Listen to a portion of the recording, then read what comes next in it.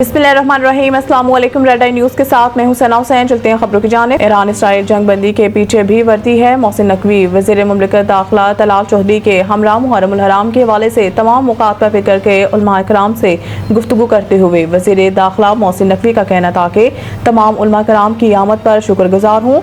क़यामी अमन में उलमा कराम ने हमेशा अहम किरदार अदा किया। चेयरमैन रिवायत हलाल कमेटी तमाम मौक़ात पर फ़िक्र के लोगों को साथ लेकर चलते हैं। उन्होंने कहा है कि हज़रत इमाम हुसैन सबके हैं। मुहर्रम उल हराम में मज़हबी हम आहंगी का फ़रोग़ इंतहाई ज़रूरी है। इनका कहना था कि हम नहीं चाहते थे कि जंग में भारत के किसी सिविलियन को नुकसान हो। हमारा एक मिसाइल भारत के ऑयल डिपो में लगा और सिविलियन आबादी बच गई। फील्ड मार्शल को जंग में किसी किस्म की परेशानी नहीं थी। भारत ने 4 गुना ज़्यादा नुकसान भुगता।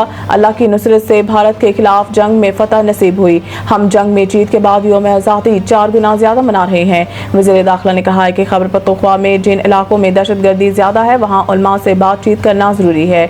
मुकामी लोगों की मदद के बगैर दहशतगर्दी ख़त्म नहीं हो सकती। मोहसिन नकवी का कहना था कि ईरान और इसराइल के दरमियान सीज़ फायर में वज़ीर आज़म का अहम किरदार है। ईरान इसराइल जंग बंदी के पीछे भी वर्ती है।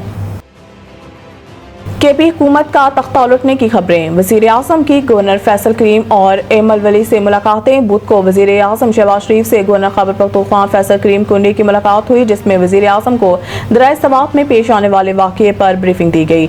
मुलाकात में वफाकी वज़ीर अमीर मुकाम राना मुबशर इकबाल, राना सनाउल्लाह, अब्दुर्रहमान कांजू भी मौजूद थे।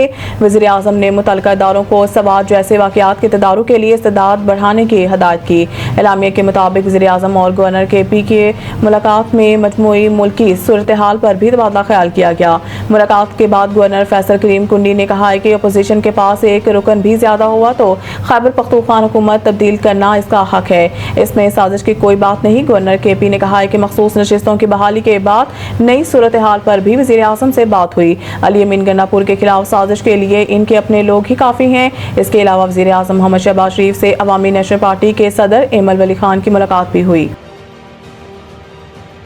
तनख्वाहदार तबका टैक्स देने में सबसे आगे, 545 अरब का तारीखी टैक्स अदा किया। तफसीलात के मुताबिक फेडरल बोर्ड ऑफ रेवेन्यू ने माली साल 2024 और 25 के दौरान तनख्वाहदार तबके से 545 अरब रुपए की तारीखी रकम इनकम टैक्स कीमत में वसूल की।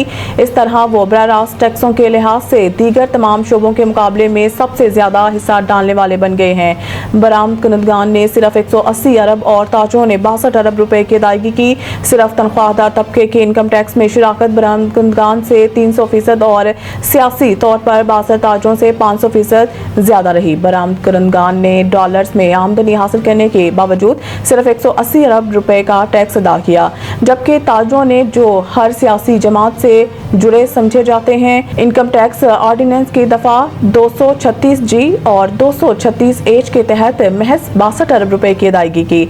आला हुकाम के मुताबिक मजमूई तौर पर तनख्वाहदार तबके ने गुज़िश्ता माली साल में बरामद कुनदगान और ताजों की मुश्तरका अदायगी से दोगुना ज्यादा इनकम टैक्स अदा किया।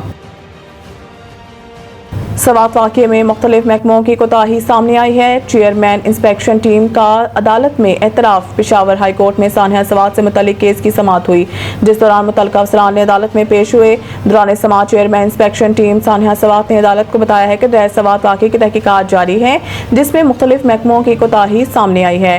इस पर chief justice Peshawar high court ने कहा है कि गफलत बरतने वालों का तयन जल्द किया जाए।